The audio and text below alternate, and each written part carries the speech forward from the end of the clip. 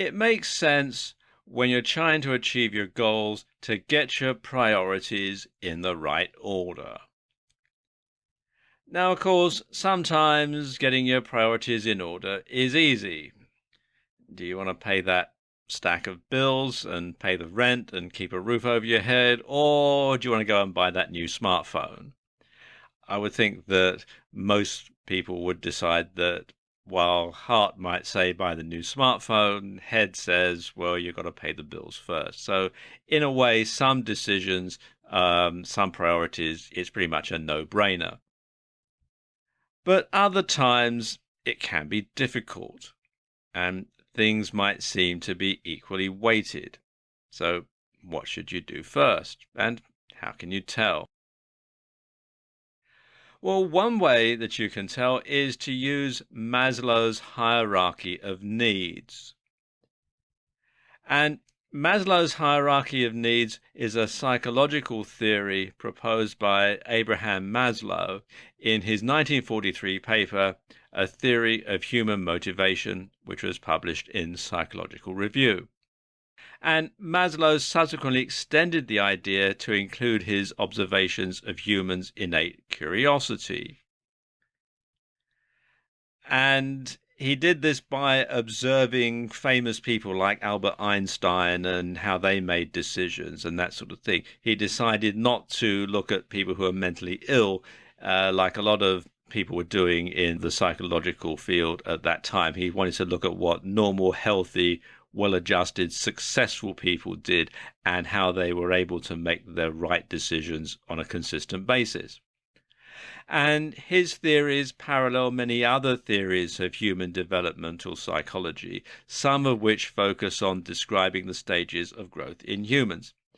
And Maslow used the terms physiological, safety, belongingness and love, esteem, self-actualization, and self-transcendence to describe the pattern that human motivations generally move through.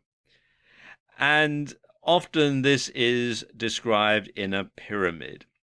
So let's just take a look at that. Now, what you have a pyramid, and at the bottom, the basis of it, you have your physiological needs. These are the things that everybody needs basically to live. If you don't have these, you'll probably die. Things like air, water, food, clothing and shelter, sex, sleep, bodily functions, etc. Now, with the exception of sex, you need all of these to stay alive. And of course, human beings need to procreate to keep the whole thing going. After all, if nobody had sex, mankind would die out. So you do need that for the benefit of mankind, and you do need all the others to actually keep your own body and soul connected.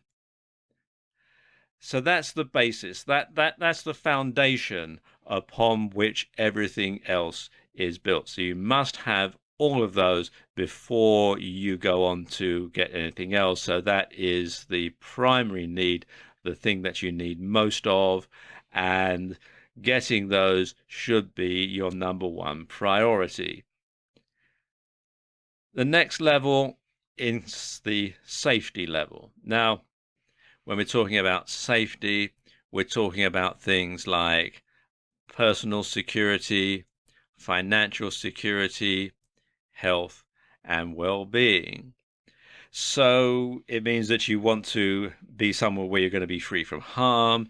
You want to make sure that you have a well-paid job or a good source of income, either business or a pension, something that you know that you're not going to be worried about money all the time. It's your health. It's perhaps having enough health insurance so that you know that if you do fall ill, you're going to be able to pay the bills. And it's just sort of general well-being, things that you know that you can sleep at night without all these things on your mind. So that's the second level at the bottom of the pyramid here. At the next level is love and belonging, which he called belongingness.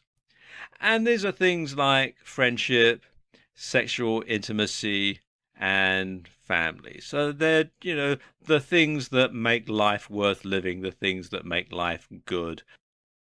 At the next level, we have esteem.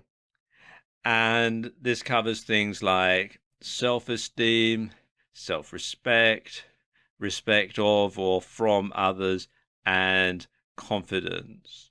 And these are the things that will actually alter your mindset, really, to make you feel good, to make you appear good to others. And these are things that everybody needs to make themselves more mentally happy. And then finally, at the top of the original pyramid, you had self-actualization. And that includes things like morality, creativity, spontaneity, problem solving, lack of prejudice, acceptance of the facts. And these really are things that, if it came to it, you could probably live without. But it really is the sort of thing that does make life somewhat more harmonious and makes you more confident, more relaxed, etc. Now, that was the original pyramid. That was the original things that Maslow's thought about.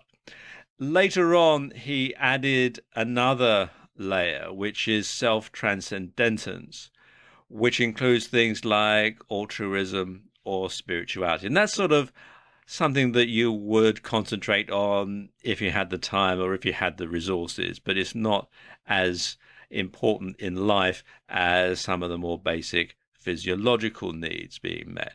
So you would then, in deciding what your priorities should be, would see what sort of category the decision that you're needing to make between various things would fall into. So if it's something that's more basic, if it's something that's going to meet your physiological needs, then obviously that is going to take precedence over self-actualization or self-transcendental needs. So these are the sort of things that you need to think about when you have to make a decision and you're not sure. Think about what sort of category that decision is going to fall into, and obviously the further down the pyramid, the more important it is.